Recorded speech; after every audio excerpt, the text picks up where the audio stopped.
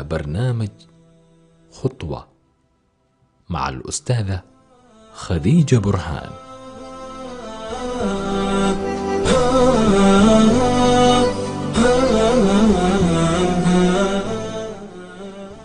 السلام عليكم ورحمة الله وبركاته، مستمعي راديو سلام حول العالم أينما كنتم. أرحب بكم في حلقة جديدة من برنامج خطوة في موعدنا طبعا المعتاد. اليوم راح نتكلم ونكمل سلسلة مفاهيم في الحياة. المرة الماضية تكلمنا عن مفهوم مهم جدا من المفاهيم التي يساء استخدامها في الحياة، اللي هو مفهوم الصبر. طبعا إساءة فهم أي أمر يؤدي إلى أن الإنسان يتعامل مع هذا الأمر بطريقة تضره وتؤذيه. فتكلمنا احنا عن الصبر وحدود الصبر، والصبر المنضبط، والصبر على أساس الإسلام، الصبر الذي يؤجر عليه الإنسان ولا يأثم.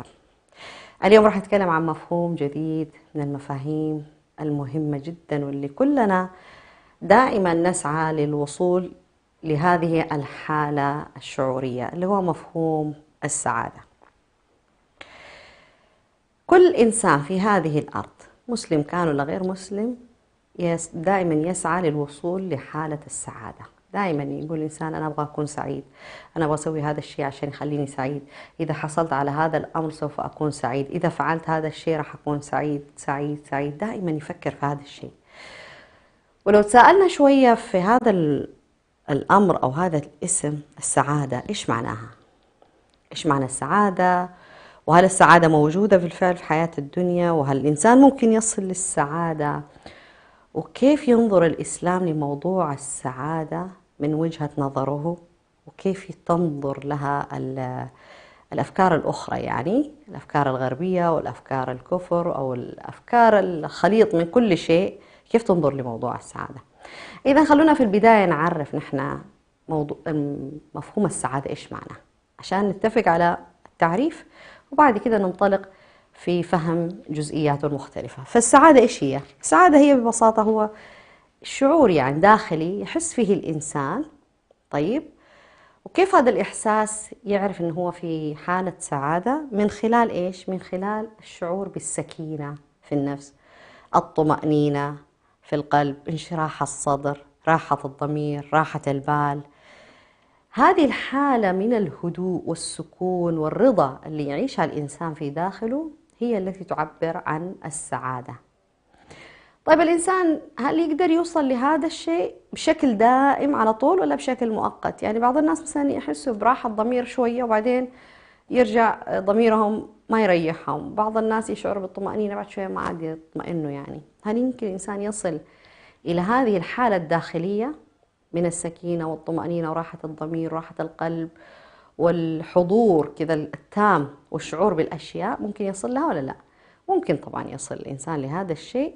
من خلال إيش؟ من خلال أنه داخله يشبه خارجه، يعني إنسان في الداخل هو نفس الشيء في الخارج. إيش معنى هذا الكلام؟ معناها أنه الإنسان لما يكون صادق مع نفسه، صادق مع الله، وصادق مع الآخرين، يظهر هذا الصدق من خلال تعاملاته الخارجية، تعاملاته مع الحياة، تعاملاته مع المواقف، تعاملاته مع الأشخاص، تعاملاته مع أي شيء في الخارج في الحياة. إذا كان الإنسان عنده الأمانة، يعني عنده سلوك الأمانة، أمين هو من داخله، هو يعتقد، وهذا اعتقاد عميق جدا، وهذه قناعة بالنسبة له أنه يكون إنسان أمين. أمين في الناحية المادية، في ناحية العلاقات، في أي ناحية إنسان أمين داخله هو كده، فيبدأ يتعامل مع الناس من خلال ما يحمل من مفهوم عن الأمانة، فيتعامل مع الناس من الأمانة. والله الإنسان يعني إنسان اجتماعي، طيب، في داخله وإنسان خدوم جدا ويحب يساعد الناس، هو في داخله هذا الشيء يشعر بالراحة والسعادة، فنلاقيه في الخارج نفس الشيء. فإذا تطابق الحالة اللي تكون إنسان من داخله شيء ومن الخارج نفس الشيء، هذا اللي يخلي الإنسان يشعر بالسعادة. أما الإنسان يكون في داخله يعني كاذب ولا غشاش ولا أي شيء، لكن يتعامل مع الناس بطريقة مختلفة، فهذا طبعا حالة من حالات النفاق. وفي هذه الحالة الإنسان لا يمكن يشعر بالسعادة. إنما بالعكس يشعر دائما أنه هو غضبان وزعلان وأنه هو مو راضي وأنه هو لازم يفعل كذا ويفعل كذا، ويعتقد أنه لو هو مثلا كذب على فلان ولا مثلا أخذ حقه من فلان ولا سوى مصيبة في علان راح يرتاح ويكون سعيد. هو الحالة هذه أساسا لأنه هو من الداخل إنسان غير طاهر القلب. طيب، فإحنا دائما نقول الإنسان اللي قلبه طاهر وقلبه طيب يبان عليه هذا الشيء، والإنسان يكون خبيث ولا كذاب ولا غشاش يبان عليه من سلوكياته. فهذه الحالة التطابق من الداخل والخارج هي الإنسان اللي يشعر فيها ومنها ومن خلالها بالسعادة والراحة الضمير وراحة القلب. الله سبحانه وتعالى قال في كتابه العزيز: فمن اتبع هدايا فلا يضل ولا يشقى ومن أعرض عن ذكري فإن له معيشة ضنكا. طبعا هذا المفهوم ممكن أغلبنا يفهمه فقط في مسألة القرآن الكريم ولا الإيمان والكفر. هو أوسع من كده معنى، هو مو مسألة الإيمان والكفر فقط، إنما في عيش حالة الإيمان. الإنسان لما يقول أنا مسلم أنا مؤمن لازم يكون يطبق إيمانه وإسلامه في تعاملاته. الدين المعاملة لما يتعامل من حسب الإيمان اللي هو يؤمن فيه ومن حسب الإسلام اللي ينطلق منه، فهذه الحالة فقط الإنسان يعيش سعيدا كما ذكر الله سبحانه وتعالى: فمن اتبع هدايا فلا يضل ولا يشقى. يعني فمن يتبع ويعيش في الحياة الدنيا ويتعامل مع الناس بالكيفية التي أمرته بها وبالنظام الذي أوجدته من خلال الإسلام فلا يضل ولا يشقى، يعني لن يمسه الشقاء. والشقاء مش لازم يكون حالة من الخارج يعني، إنما حالة الشعور أنه هو شقي لن يصل لها هذا الإنسان. طيب، الإسلام نظر للسعادة من جهتين معينتين. هل يعني الأشياء المادية في الحياة تؤدي إلى السعادة ولا ما تؤدي إلى السعادة؟ وكيف نظر الإسلام لموضوع السعادة وكيف ممكن يتحقق؟ أول شيء الأشياء المادية. الأشياء المادية يعني إيش الأشياء المادية؟ يعني زي الزوجة، الأبناء، الوظيفة، السيارة، الراتب، المال، الأهل، العشيرة، القبيلة، المستوى العلمي أو الأكاديمي للإنسان يعني يتحصل عليه. هذه أشياء مادية. هل هذه الأشياء تسبب السعادة أو تجعل الإنسان في حالة من السعادة، أو هي الغاية التي يسعى الإنسان إليها للوصول للسعادة؟ الإسلام يقول لا، يقول الأشياء هذه المادية هي وسيلة لهدف معين يسير إليه الإنسان. المفروض أن هذه الأشياء هي تساعد الإنسان في الوصول للهدف الأعظم والأكبر في الحياة الدنيا وفي الآخرة، لكن هذه ليست هي الغاية. بعضنا ممكن يشوف أنه لما أوصل مثلا لمستوى معين أكاديمي راح أكون سعيد. السعادة رحلة، ما راح تكون سعيد. يعني لو وصلت لهذا المستوى مثلا، هل تصبح سعيد إلى أبد الآبدين ولا راح تتوقف السعادة عند هذه النقطة؟ طبعا راح تتوقف هذه السعادة عند هذه النقطة، وتوقفها هذا هو دليل أنه هي فقط وسيلة للهدف الأعظم. فالمفروض أن السعادة هي رحلة الإنسان يعيش فيها طول اليوم وطول الحياة حتى يصل للسعادة الحقيقية التي أخبرنا الله سبحانه وتعالى عنها. النبي صلى الله عليه وسلم إيش قال في الحديث؟ من سعادة ابن آدم ثلاثة: المرأة الصالحة والمسكن الواسع والمركب الصالح. ليش طب ذكر هذول الثلاثة أشياء؟ هل هي الحصول عليها هي السعادة أم هي وسيلة للوصول للسعادة؟ هذه الثلاث أشياء لما ذكرها النبي صلى الله عليه وآله وسلم ذكرها على أساس أنه هي وسيلة من الوسائل التي تعين الإنسان لبلوغ السعادة. المرأة الصالحة وسيلة. ليش؟ المرأة الصالحة هي خير ما يكنز المرء، وهي خير أم، يعني هي التي سوف تعين الرجل هذا في تربية أبنائه التربية الصالحة، هي التي تحافظ على كيان العائلة، هي التي تحافظ على ترابط هذه العائلة، هي التي تعين الرجل في هذه الحياة الدنيا وفي كسبه وفي معاشه. فهي نعم الرفيق لهذا الرجل، لكن هي ما هي منتهى الشيء، ما هو الهدف اللي الإنسان يسعى له. والبيت الواسع، طبعا البيت الواسع والبيت الكبير معناها إيش؟ معناها أنه هو سبب من أسباب السعادة أو وسيلة من الوسائل التي تؤدي الإنسان للسعادة، لأن المكان الواسع دائما يجلب السرور ودائما يجتمع فيه الناس ودائما فيه خير عظيم جدا. والمركب الصالح المقصود فيه إيش؟ هو سيارة، سواء رجل الإنسان كما نفس الشيء. الإنسان إذا كان متعافي غير مريض ويستطيع أنه يمشي ويروح ويجي، فهذا يعينه للوصول للهدف تبعه الذي يحقق من خلاله السعادة. ونفس الشيء السيارة وغير السيارة، كل وسائل المواصلات مثلا هي من الوسائل التي تؤدي للوصول الإنسان ولسيره في اتجاه السعادة، لكن هي ما هي غاية. ما في إنسان في الدنيا يعيش ويقول والله أنا هدفي في هذه الحياة أنني أحصل على السيارة، لأن حصولي على السيارة راح يكون يسبب لي حالة من السعادة. طيب يشتغل الإنسان ويجمع فلوسه ويروح يشتري السيارة، وبعدين يكتشف أنه هو لم تكن سعادته في امتلاك هذه السيارة، إنما لسه في عنده شيء تاني أهم من هذا كله. يكتشف أنه الرحلة كانت جدا سهلة وبسيط جدا الموضوع أنه يحصل على السيارة، فبالتالي ما يعتبر الأشياء المادية هي أهداف يسعى لها المسلم في الحياة الدنيا، لأن كل ما على هذه الأرض الله سبحانه وتعالى سخروا لهذا الإنسان حتى يستخدمه للعيش بسعادة في هذه الدنيا، لكن ينتقل من سعادته الدنيوية إلى السعادة الأخروية. قال الله سبحانه وتعالى: والأنعام خلقها لكم فيها دفء ومنافع ومنها تأكلون ولكم فيها جمال حين تريحون وحين تسرحون. فهذه هي الغاية من الأشياء المادية في الحياة الدنيا، أنها وسيلة تعين الإنسان للوصول إلى السعادة. طيب إذا معناها أن الإسلام لما نتكلم عن موضوع السعادة نظر له بطريقتين، أو خلاه على مرحلتين حتى يستطيع الإنسان يعرف هو في أي مرحلة من السعادة هو، وبعدها يعرف تماما الآن هل هو مستعد للانتقال للمرحلة الثانية أم غير مستعد للانتقال للمرحلة الأخرى. طيب فالسعادة إذن مرحلتين، جعل المرحلة الأولى هي الحياة الدنيا، السعادة التي تتحقق في الحياة الدنيا. هذه السعادة التي يصل فيها الإنسان هذه الطمأنينة وراحة البال وهداوة القلب والشعور براحة الضمير اللي يوصل لها الإنسان في الحياة الدنيا، هي مؤشرات على السعادة التي سوف يصل إليها بإذن الله تعالى في الحياة الأخرى. لكن كيف يقدر يحقق السعادة في المرحلة الأولى اللي هي في الحياة الدنيا، وكيف يقدر يعيش حالة من حالات السعادة العظيمة جدا في هذه الدنيا وينتقل بهذه السعادة إلى السعادة الأخروية. طالعين معاكم فاصل، لا تروح بعيد، رح نكمل كلامنا في موضوع السعادة في الحياة الدنيا، كيف يحصل عليها الإنسان وكيف ينتقل بها إلى المرحلة الأخروية من السعادة الدائمة بإذن الله تعالى. لا تروحوا بعيد.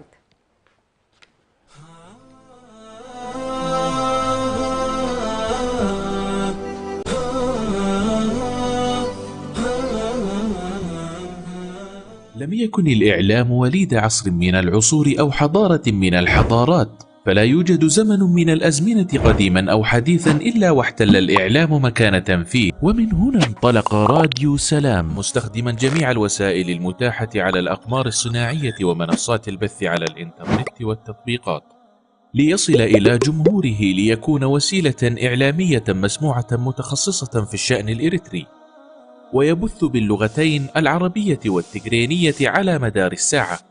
راديو سلام يخاطب المجتمع الإريتري كافة بجميع مكوناته، ويتفاعل مع قضاياه لترسيخ الانتماء وتجديد الوعي وتحقيق السلام والريادة، ويبث على الأقمار الصناعية والمنصات الإلكترونية كافة، وكانت أهدافه تعزيز قيم السلام والإخاء والتصالح والعيش المشترك، نشر قيم الإسلام وأخلاقه وتعزيز الأعراف والأخلاق الفاضلة، ترسيخ مكانة المرأة وتفعيل دورها في المجتمع والعناية بقضايا المرأة والطفل والشباب وكبار السن، المساهمة في التنمية ومواجهة الفقر والجهل وتوطين اللغة العربية.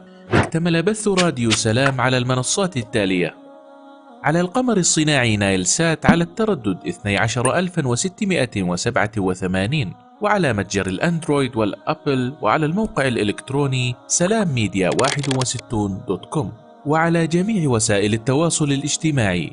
راديو سلام، سلام ووئام.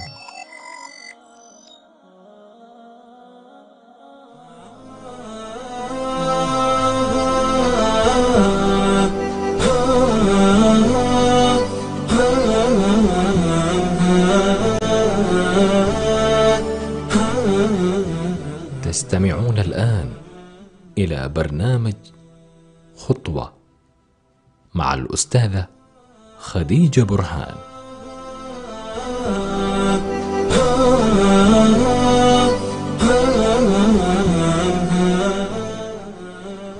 رجعنا لكم بعد الفاصل. كنا قبل الفاصل قاعدين نتكلم إنه الإسلام جعل مرحلة الوصول للسعادة الحقيقية من خلال مرحلتين، فتكلم عن المرحلة الأولى اللي هي مرحلة الحياة الدنيا. أول شيء الله سبحانه وتعالى عرف الإنسان حقيقة الحياة الدنيا، وعرفه ما هي، كيف لازم يعيش فيها، وأنه ما يغتر بما يحدث فيها، وأنه أي نعيم موجود فيها وأي حالة موجودة فيها هي حالة مؤقتة فقط، يعني ليست دائمة ولن تستمر وقت طويل.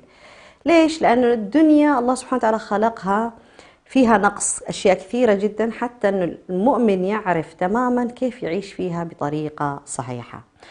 فهنا لما عرفوا حقيقة الحياة الدنيا، وعرفوا أنه كل ما عليها زائل، وأنه كل حالة يصل لها الإنسان لازم يعقبها كدر، يعني ما في حالة سعادة دائمة مطلقة، إنما تأتي السعادة ويأتي بجوارها ما يكدر الإنسان ويخرج من هذه الحياة من حالة السعادة. يأتي الرضا، يأتي ما يعكر عليه صفه فيخرج من حالة الرضا، ويأتي الحزن ويأتي أمر معين يخرج من حالة الحزن إلى حالة الفرح. فالتقلب هذا هو من سمات الحياة الدنيا. وعشان الله سبحانه وتعالى رؤوف رحيم بعباده فعرفهم هذا الشيء وعلمهم كيف يعيشوا في هذه الدنيا، وما ينسوا أبدا أن السعادة التي يحصل عليها في الدنيا هي سعادة مؤقتة، إنما يجب أن يسعوا للوصول إلى حالة السعادة الدائمة من خلال الحياة الآخرة. فقال الله سبحانه وتعالى: وابتغي فيما أتاك الله الدار الآخرة ولا تنس نصيبك من الدنيا. ببساطة كده قالوا لا تركز مرة في أشياء الدنيا، كل شيء في هذه الدنيا هو وسيلة للوصول للسعادة الحقيقية، وكل حالة شعور راح توصل لها هي فقط من البشائر والمبشرات حتى تستطيع أنك تكمل طريقك. لكن أيها المؤمن كيف تبغى تعيش في هذه الدنيا؟ قالوا لما تبغى تعيش في هذه الدنيا لازم تعيش وفق النظام الذي وضعته لك حتى تعيش مطمئنا. يعني عيش في هذه الحياة الدنيا واستخدم كل شيء فيها واستمتع كل ما خلقته لك فيها، لأنه أنا خلقت كل هذه الأشياء حتى تستخدمه وتستمتع به، لكن بشرط واحد، أنه يكون بالكيفية التي أمر الله سبحانه وتعالى بها. يعني الإنسان المؤمن من حقه بشكل طبيعي جدا أنه يستمتع ويستعمل كل ما على هذه الأرض بأي شكل من الأشكال، لكن وفق الكيفية التي أمر الله سبحانه وتعالى بها وبالضابط الشرعي اللي الله علمنا إياه، مو بشكل عشوائي يستخدم كل شيء ويبيح لنفسه كل شيء ويتبع قاعدة يعني الغاية تبرر الوسيلة، ومو مهم يعني عشان أوصل لهدفي فأنا أبيح لنفسي استخدام كل شيء، والله سبحانه وتعالى غفور رحيم. الكثير من هذا الكلام اللي احنا نسمعه الله سبحانه وتعالى ما يقبل من الإنسان، لأنه النظام واضح.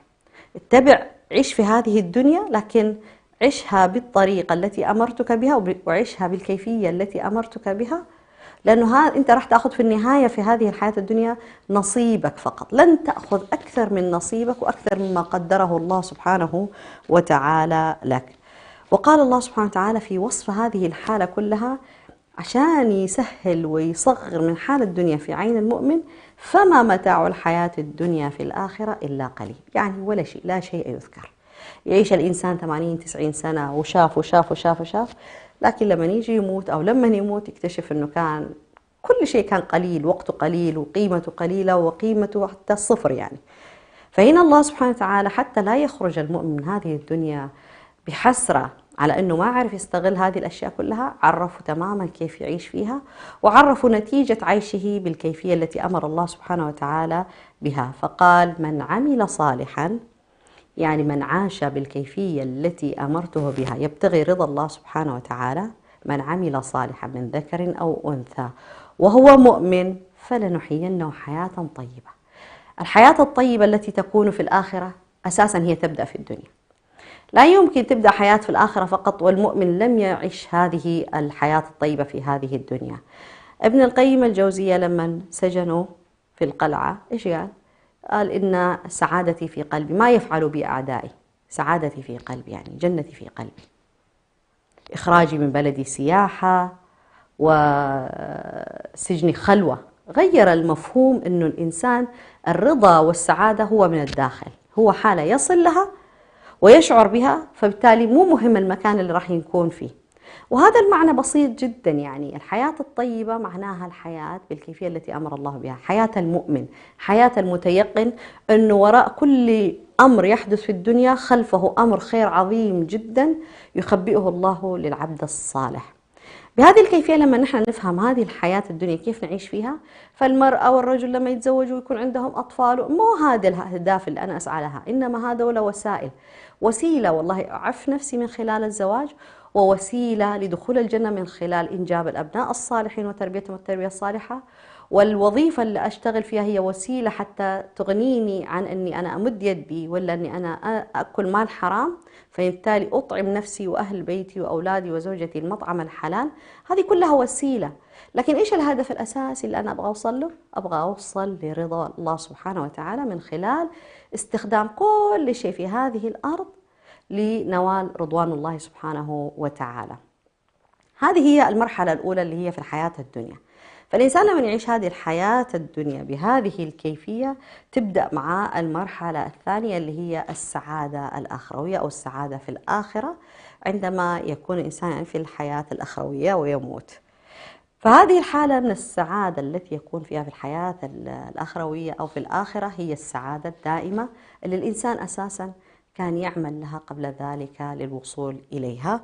فهي مرتبة طبعاً يصل لها الإنسان، وهذه مؤشرها صلاح العبد في الدنيا. فالعبد الصالح في الدنيا والعبد المؤمن في الدنيا يشعر بالرضا والاطمئنان أن الله سبحانه وتعالى دائما معه ودائما يآزره، حتى لما الدنيا تقفل أبوابها في وجهه، حتى لما تكثر المشاكل، حتى لما تسود الحياة في عينه، حتى لما يخذلوا كل الناس، طالما أنه هو هذا الخذلان ما صار بسبب مخالفته لأوامر الله سبحانه وتعالى، فهو دائما الله يعطيه حالة من الطمأنينة والراحة.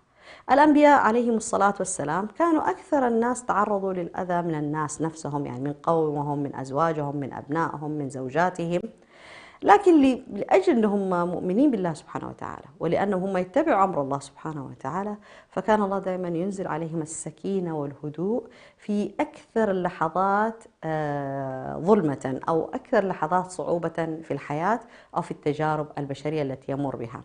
احنا ما نبغى نقول والله هذول كانوا الأنبياء كانوا بشر، الله سبحانه وتعالى قال لنا عنهم كانوا بشر فقط.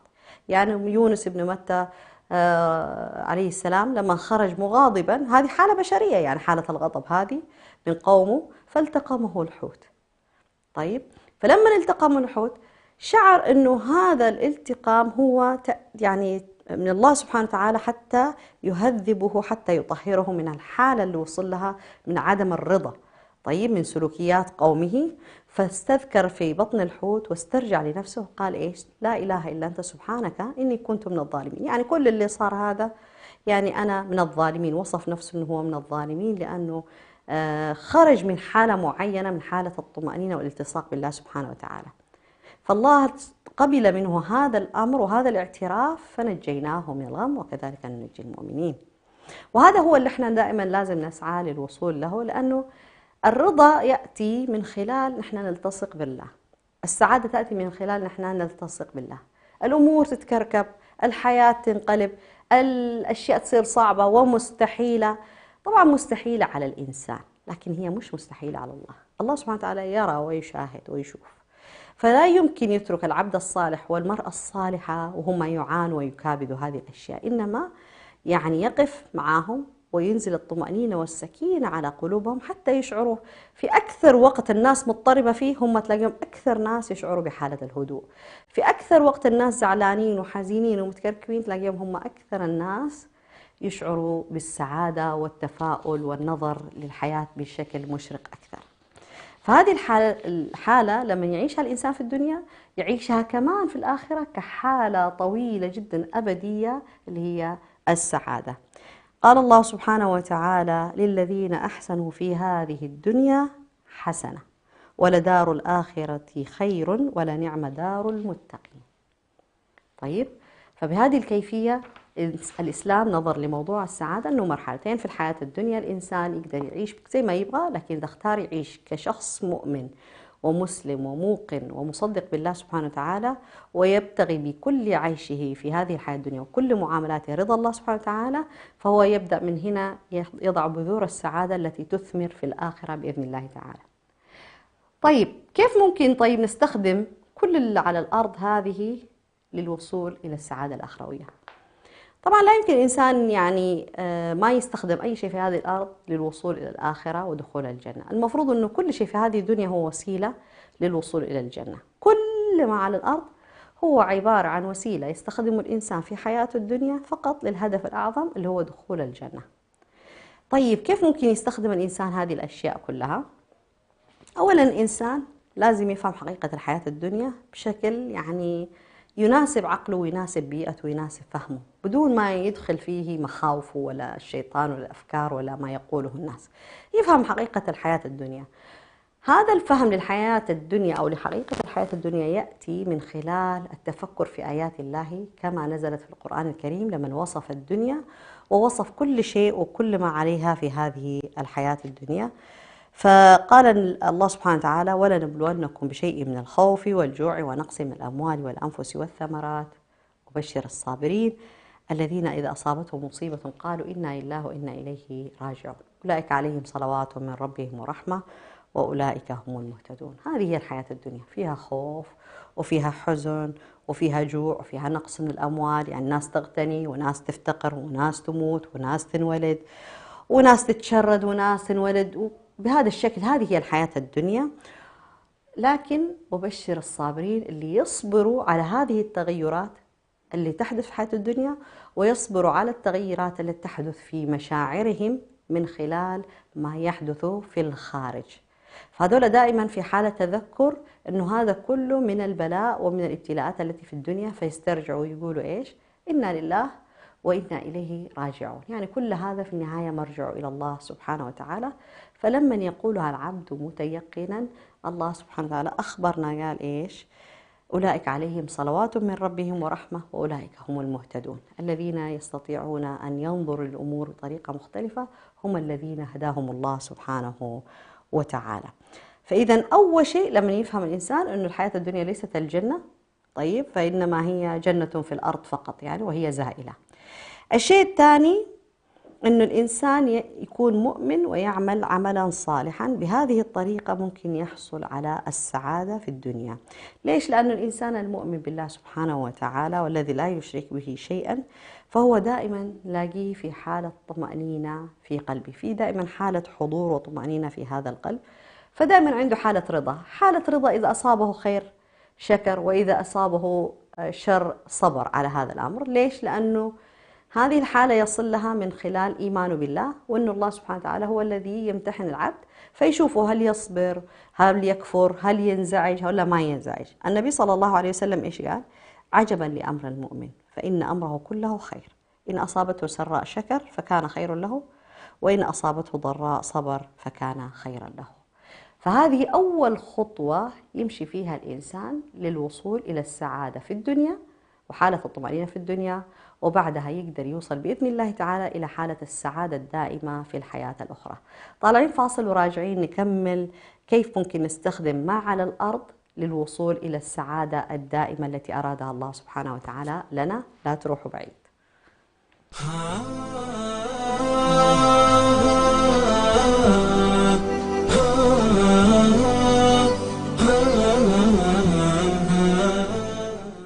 لم يكن الإعلام وليد عصر من العصور أو حضارة من الحضارات، فلا يوجد زمن من الأزمنة قديما أو حديثا إلا واحتل الإعلام مكانة فيه. ومن هنا انطلق راديو سلام مستخدما جميع الوسائل المتاحة على الأقمار الصناعية ومنصات البث على الإنترنت والتطبيقات ليصل إلى جمهوره، ليكون وسيلة إعلامية مسموعة متخصصة في الشأن الإريتري، ويبث باللغتين العربية والتجرينية على مدار الساعة.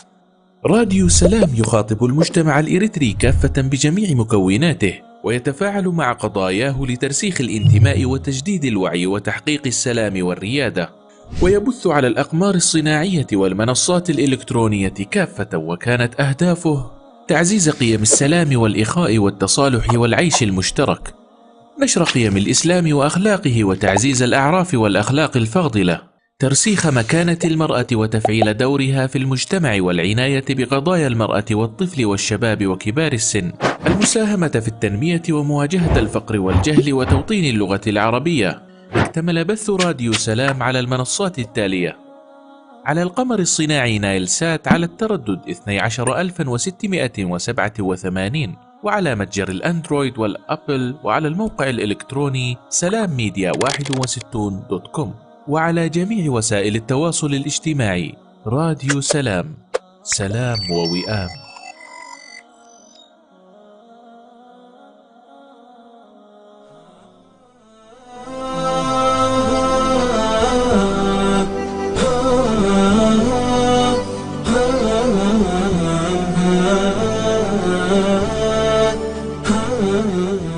تستمعون الآن إلى برنامج خطوة مع الأستاذة خديجة برهان.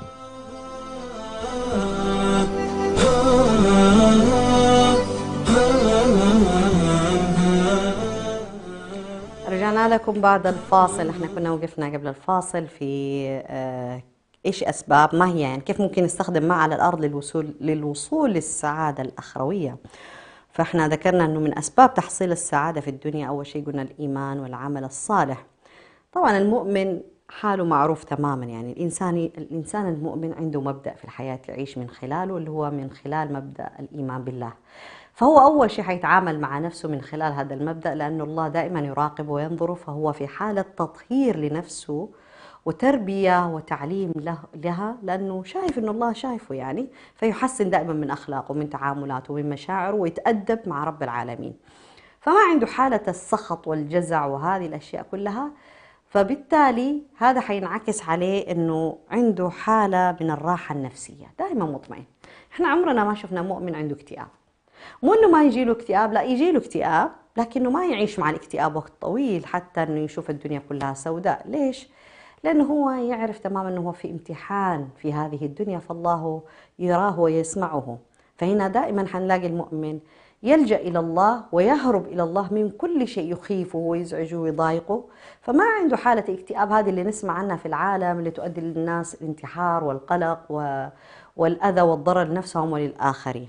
طيب، إذن المؤمن دائما عنده مبدأ يعيش من خلاله، وهو مبدأ الإسلام والعيش وفق فكرة الإسلام مع نفسه ومع الآخرين.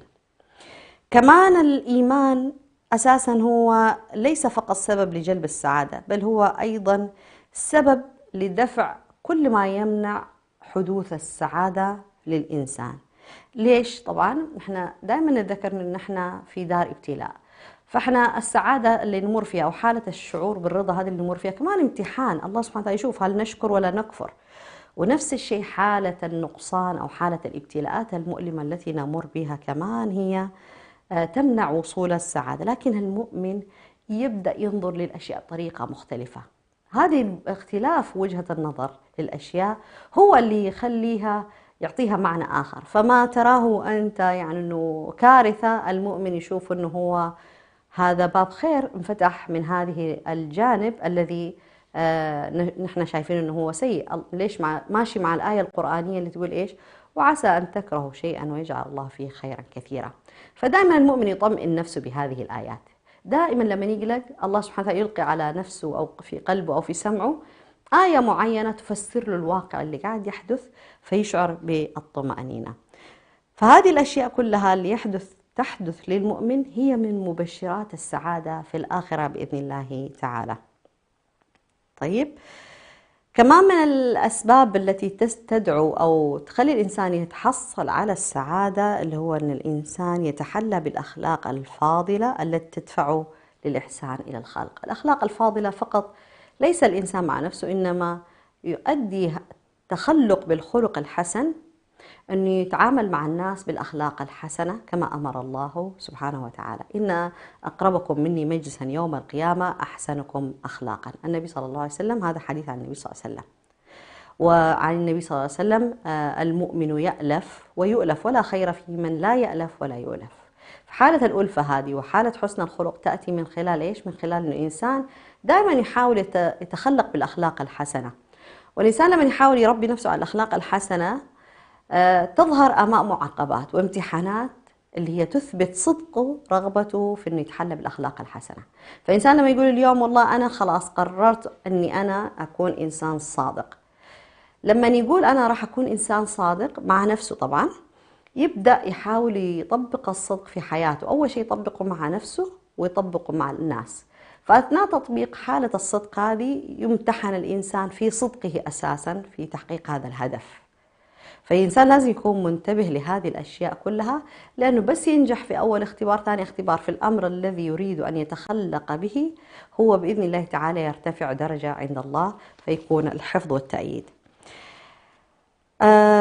طبعا من الأشياء التي كمان تساعد أن الإنسان يتحصل على السعادة اللي هو يكون يتعامل مع الناس من خلال كيفية تعامله مع نفسه. لا يؤمن أحدكم حتى يحب لأخيه ما يحب لنفسه. هذا شكل أو سبب من أسباب السعادة. لما نقدم للناس ما أحب أن يقدموه لي، فأنا بهذا الشكل أساساً قاعد أستخدم كل هذه السلوكيات والتصرفات للوصول لحالة السعادة في الدنيا، التي هي تكون أيضاً سبب بإذن الله تعالى الوصول إلى السعادة الأخروية. عندنا كمان من أسباب السعادة أن الإنسان يهتم بصحته البدنية. وصحته البدنية إيش نقول نحن؟ مثلا إنسان يعني ينتبه لصحته بصفة عامة، إذا كان متين، إذا عنده أمراض، إذا عنده مشاكل صحية. طبعا مع المرض لا يمكن يكون في سعادة. فهنا مأمور المؤمن أنه يحافظ على جسده وبدنه هذا، لأنه في الأول والآخر الله سبحانه وتعالى أعطاك إياه أمانة هو، فلازم تعتني بهذه الأمانة وتحافظ عليها. فما ينصح أن الإنسان يدخل الطعام على الطعام ويأكل اللي يضره واللي ينفعه وما يراقب صحته ولا ينتبه لأي شيء. ليش طيب كذا؟ يعني خلاص مو مهم، أنا أساسا ما عندي مشكلة، يعني كل هذه الأمور بسيطة وهذه ابتلاءات وراح لازم نحن نصبر. الابتلاءات نحن نستجلبها بهذا الشكل. لما نحمل أنا صحتي اليوم، أنا جالسة أجلب لنفسي الابتلاء والمرض والشقاء وعدم السعادة، لأنه الإنسان لا يمكن يكون مريض ويكون سعيد. متى يكون الإنسان مريض وسعيد؟ لما يكون المرض أصابه وهو أساسا محتاط أنه ما يمرض، فقط في هذه الحالة يعني، لأنه ما شاء الله كان فقط، يعني ما أصابك لم يكن ليخطئك. أما الإنسان يرمي نفسه في التهلكة، يهمل صحته وعافيته، لا يأكل زي الناس ولا يتريض، ولما يمرض ما يروح يتعالج ولا يأخذ بأسباب العافية، أكيد طبعا هذا لن يسبب له السعادة إنما الشقاء، فبالتالي يشقى هو ويشقي الناس من حوله. كمان من أسباب السعادة أن الإنسان ينتبه لحالته الصحية النفسية. يعني لما نقول نحن المؤمن قوي والمؤمن يقدر والمؤمن يقدر، صح يقدر، بس مو معناها أنه يقدر أنه يهمل. يعني إنسان عنده مثلا حالة من الحزن، لازم يعرف من خلال إيمانه بالله كيف يخرج من حالة الحزن التي أصابته، حتى لا ينتقل هذا الحزن ويصير حالة اكتئاب دائمة مزمنة يحتاج بعد كده تدخل طبي. أو مثلا إنسان يكون سريع الغضب مثلا، أو إنسان عنده حساسية زايدة من الناس. هذه الحالات النفسية اللي تصيب الإنسان لازم الإنسان ينتبه لها ويعالجها ويتعامل معها، حتى أنها تعينه على سيره في الوصول للسعادة الدائمة عند الله سبحانه وتعالى. فإحنا هنا ما نلغي حالتنا كبشر في هذه الأشياء التي تمر علينا والتي نعيش فيها في هذه الحياة الدنيا. كمان عندنا من أسباب السعادة اللي هو الإنسان يسعى لتحقيق قدر من الحصول على المال اللازم للسعادة. زي إيش يعني وليش؟ بطبيعة الحال الإنسان يحتاج أن يكون عنده مال، لكن لا يكون المال هو الهدف الذي يسعى للوصول إليه، إنما هو وسيلة لأنه ما يأكل مال حرام ولا يطعم مال حرام ولا أنه يأكل مال شبهة. فهو وسيلة فقط لعيش الحياة الكريمة حتى يستطيع أن يكون إنسان سعيد بإذن الله تعالى، لكن ما يكون هدف. بعض الناس يشتغلوا يعني أعمال كثيرة هدفهم الأساسي هو تكوين ثروة وجمع مال. طبعا هذا ليس هدف المؤمن في الدنيا، لأنه يعرف أساسا أن الرزق كذا كذا جاي بإذن الله تعالى، لكن لازم يستخدم هذا السعي للوصول إلى المال والحصول على المال من أجل الوصول أو الحصول على السعادة في الدنيا، واستخدام هذا المال بالكيفية التي أمر الله سبحانه وتعالى بها في وجوهها المطلوبة، سواء على أهله أهل بيته وعلى نفسه، وأنه يتصدق ويحسن إلى الناس برضو بهذا المال من أجل الوصول إلى حالة السعادة الدائمة في الحياة الأخرى. طيب، كمان عندنا تنظيم الوقت، كمان من الأشياء التي تعين الإنسان للوصول لحالة من السعادة. ليش؟ لأنه رأس مال الإنسان في هذه الدنيا إيش هو؟ الوقت. والوقت إيش هو؟ عبارة عن العمر، دقائق وثواني تمر على الإنسان. فإذا أحسن الإنسان استغلال هذا الوقت والتعامل معه بذكاء وحسن استخدامه فيما يرضي الله سبحانه وتعالى، فأكيد رح يوصل لحالة الرضا والطمأنينة أنه ما هدر هذا الوقت. لأن النبي صلى الله عليه وسلم ذكر يعني أنه عن شبابه فيما أفناه، وعن ماله فيما أبلاه، وعن عمره فيما أفناه. فهذه الأشياء كلها هي من الوقت اللي هو عمر الإنسان. فالإنسان كيف يتلاعب؟ يقدر يتلاعب بهذا الشيء الذي لا يمكن أنه يتعوض. كل يوم يمر لا يمكن يرجع، لا يمكن يرجع بأي شكل من الأشكال. حتى اللي يقول الإنسان اليوم راح عليه خلاص إن شاء الله بكرة في فرصة ثانية، ما في ضمانات أنه بكرة في فرصة ثانية، ما في ضمانات أصلا أنه في ساعة ثانية قادمة، ما في أي ضمانات لأي شيء. فالإنسان هذه اللحظة التي يملكها هي هذه اللحظة التي يستطيع أن يتصرف فيها ويعيش فيها. فتخيلوا إحنا لو وصلنا للشعور بالوقت لهذه الدرجة، أنه أنا ما أملك معايا إلا هذا ولا الكم دقيقة اللي أنا عايشة فيهم، أو هذه الساعة فقط، الساعة التالية أنا ما أعرف فين أكون. وإحنا هذا الشيء بنشوفه دائما، والغريب أنه إحنا دائما نتفاجأ نقول إيش في الناس يعني كثير قاعد يموتوا موت الفجاءة، ما في إيش في، خلاص في تسارع في كل شيء. هذا التسارع المفروض أنه إحنا ينبهنا أنه هذا الوقت هو أثمن شيء أنا أمتلكه اليوم. لأنه إذا خسرت اليوم معناها خلاص أنا قاعدة أسجل رصيد خسران فقط، يعني قاعدة أصرف من المدخرات تبعي في هذا الوقت. فقد إيش حيكفيني من العمر حتى أكون في أنا سعيد أو أبني سعادتي التي أريدها في الحياة الأخرى. فهذه الأشياء كلها لازم الإنسان ينتبه لها ويعرف تماما أنه هي من مسببات السعادة، أو من الأشياء التي تسبب السعادة أو توصل الإنسان لحالة السعادة اللي احنا قلنا عليها حالة شعورية. فإدراكه لهذه الأمور كلها مجتمعة هو اللي يخليه يفهم موضوع السعادة كيف ماشي. ما هو زي ما احنا نشوفه الآن في السوشيال ميديا وفي الناس لما نتكلم عن السعادة والسعادة والسعادة والسعادة. ما هو كده، كل واحد عنده طريقة للنظر للأمور، بس كلها هل هي صحيحة هل هي خاطئة ما حد يقدر يعرف الإنسان فقط من خلال الفكرة التي يؤمن بها. نحن إذا مؤمنين بالله سبحانه وتعالى وصفتنا مسلمين، نبدأ لازم نفكر في موضوع السعادة من خلال وجهة نظر الإسلام، من خلال كيف الله سبحانه وتعالى وصف لنا السعادة في الحياة الدنيا، وكيف تتحصل، وكيف ممكن أنا أكون سعيد في الدنيا، لكن هذه السعادة أنقلها معي وأخذها معي في الحياة الأخرى. من هذا الباب فقط يصير إنسان ما عنده حالة تشوش أو تشويش لفكرة السعادة. لأنه إحنا لما يتكلموا الغرب عن السعادة نتمنى نعيش هذه السعادة، بس إحنا لما نعيشها مع وجود فكرة الإسلام عندنا لا نشعر بالسعادة ولا الرضا ولا الارتياح لهذا الأمر، لأنه هم عندهم فكرة معينة عن السعادة تتحصل في أنه الإنسان يحصل على أكبر قدر من المتع في الحياة الدنيا. المؤمن لما يحصل على أكبر قدر من المتع في الحياة الدنيا ما يكون سعيد، دائما يكون منزعج ومربوش ويعني غير مطمئن، لأنه يشعر أنه في حالة يعني خاطئة قاعد يعيشها في الدنيا، لأنه المفروض أن الدنيا ما تكون بهذا الشكل. لذلك لازم نرجع نحن نفهم بعض الأشياء في الحياة بطريقة صحيحة بعيدا عن الأفكار التي تأتينا من الخارج. ننطلق فهمنا لهذه الأفكار من خلال قيم الإسلام، من خلال فكرة الإسلام، من خلال العيش بأفكار الإسلام وبالكيفية التي أمر الله سبحانه وتعالى بها لنا. نسأل الله سبحانه وتعالى أن يجعلنا من السعداء في الدنيا ومن السعداء في الدار الآخرة بإذن الله تعالى. كنت أنا معكم خديجة برهان في حلقة جديدة ومتجددة من برنامج خطوة في مفهوم جديد من مفاهيم الحياة اللي هو السعادة. أسأل الله سبحانه وتعالى أن ألتقيكم في خير وسعادة ورضا في الأسبوع القادم في نفس الموعد. أترككم في حفظ الله ورعايته، في أمان الله.